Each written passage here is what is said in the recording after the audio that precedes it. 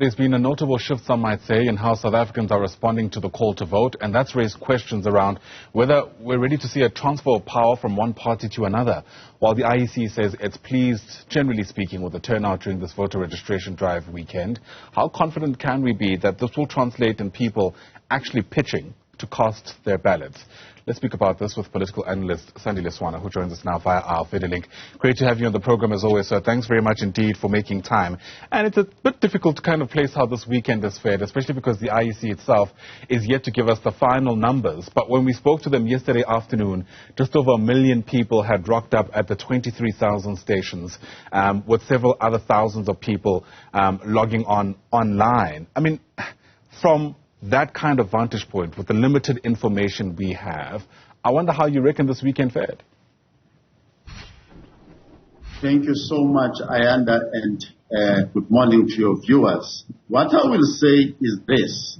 When we take an overall picture, between 2019 and 2024, this whole effort of what has been done to recruit voters and all that has increased the total voters by 300,000 people. So when they say they were celebrating that they've gone over 27 million, it means they meant that they've gone from 26.7 million to 27 million in the bit. I saw it this morning that is 27,170 something like 173, 27,173,000. So the whole effort taken as a whole is just an increase of 300,000. So you hear the word million this, million that, but when taken as a whole, it's actually just 300,000 over a period of 5 years, the increase. Yeah, and it was always seen as a cumulative kind of figure, right? I don't think anybody would have expected 27 million people to arrive this weekend alone. But the point is well taken. And I suppose what you're trying to drive home is the fact that there's actually an incremental change over the past 5 years. And we're not necessarily seeing the big change that we so desperately need, because there'd always been concerns, even this weekend, around how many people are coming through, especially among the younger cohorts. Yes, I suppose, Ayanda, at the end of the day, you know, in the world of business, they talk about the bottom line. I think that when we measure things and when we measure progress, we must measure real progress. Real progress in this case is something of the order of 300,000 compared to what, for instance? Compared to saying every year, a rough estimate, every year it's about 600,000 people that enter the job market for the first time. So we can say young people that become adults, if you want to put it that way, it's about 600,000 every year. And if you multiply that by 5, you get to about 3 million. So you've got 300,000, which means only about 10%, if you like, very roughly speaking, they actually participate in this whole thing. And some of the authors and writers all over the show are saying there's still about 14 million of young people who are not part of this process at all.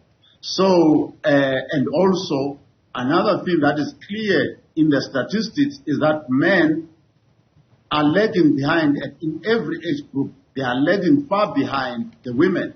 And women are 3 million more women. There's 3 million more women than men in this voters' roll. Women from a very young age, from age 18, 20, they are just not there. Men are invisible. So actually the people who are putting these parliamentarians into position, by and large, are the women of South Africa. Sure. So if you talk about recruiting voters, you need to recruit men and the youth. That's so interesting.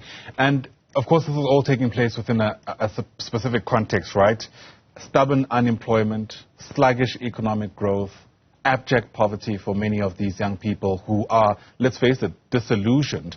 And it's ironic because just this weekend, the president was in Soweto, and as part of his kind of spontaneous working his way through the community, he stops at a spaza shop. Turns out that spaza shop in question may be illegally run by someone who's in this country without necessarily the right documents. So the writing's kind of on the wall when we try to think about why young people in particular are just not pitching And in this case, why young men, it seems, specifically, aren't interested?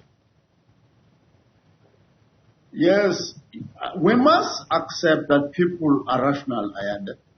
So you do something, for instance, just to use a casual example, you go to the gym, you do your push-ups, and then 3 months' time you get stronger. So you say, no, I'm encouraged to do more push-ups.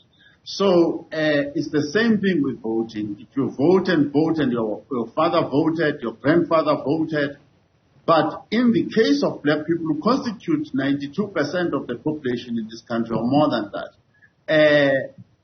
there is no improvement. The so-called colored communities and the African communities are actually regressing in terms of income, regressing in terms of skills, trades and professions.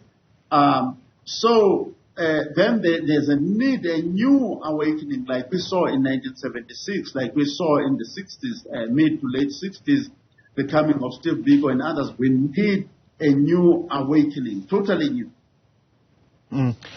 I wonder then how you reckon the IEC can make the most of the time they have left, because not all is lost, of course. I'm not sure if there can be a drastic change, but online registrations are still open.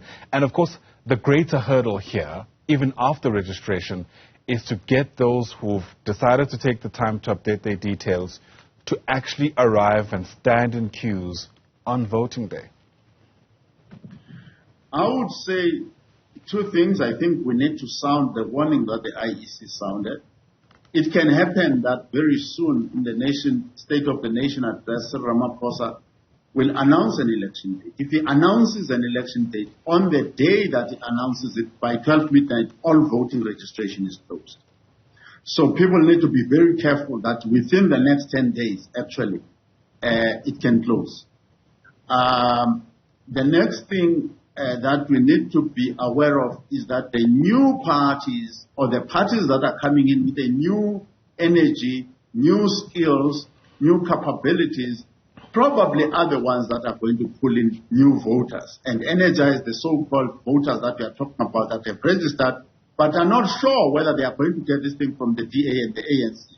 Because those are the two parties really that have killed the appetite for voting in South Africa, because they've been doing nothing for a very long time. Sure. And just to be clear, of course, the registrations will stay open until the proclamation on the government gazette is made, after the president makes that announcement. But the point is well made. Sandile Swana, as always, thanks for your time. Really appreciate your insights on the AM report. Sandile Swana, a political analyst.